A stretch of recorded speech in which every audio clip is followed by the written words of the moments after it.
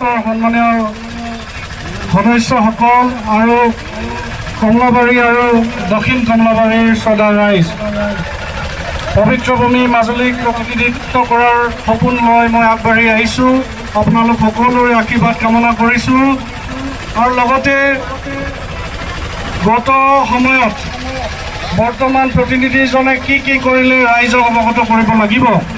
দুদিন আগতে আমি গম পাইছোঁ, কোনোবা এখন মিটিঙত বোলে কৈছে তেখেতে 2 কোটি টকা দৰমহা দিয়ে। আমি সেই ব্যক্তিগত কথা জানিব নিবিচাৰোঁ, তেখেতে কিমান টকাৰ কাক কিমান দৰমহা দিয়ে সেইটো জানিব নিবিচাৰোঁ। কিন্তু যোৱা 4 বছৰত তেখেতে মাজুলীৰ হৈ কি মাত মাতিলে সেইখিনি মাজুলীবাসী ৰাইজক অৱগত কৰাব লাগিব।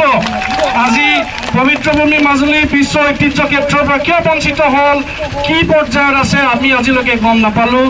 মাজুলী গৰাখহনীয়া সমস্যা হৈ আছে চাৰিওফালে, কিন্তু কিছুদিন আগতে বিধায়ক ডাঙৰীয়াই বোলে কৈছে মাজুলীৰ মাটি বাঢ়িছে।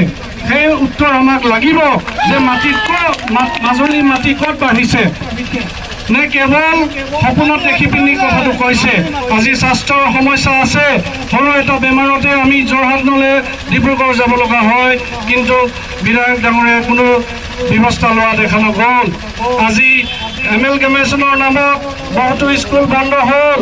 কিছুমান স্কুলত বহুতো শিক্ষক আছে, কিন্তু কিছুমান স্কুলত বিষয় শিক্ষকো নাই।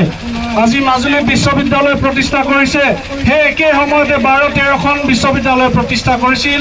আপোনালোকে নিজে প্ৰশ্ন কৰিব পাৰিব শ্ৰদ্ধা ৰাইজ যে সকলোবোৰ বিশ্ববিদ্যালয়ত 12-13টাকৈ বিভাগ আছে, আজি পৰ্যন্ত মাজুলী বিশ্ববিদ্যালয়ত কেনেকৈ 3টা বিভাগেৰে কাম কৰি আছে। কি মাজুলী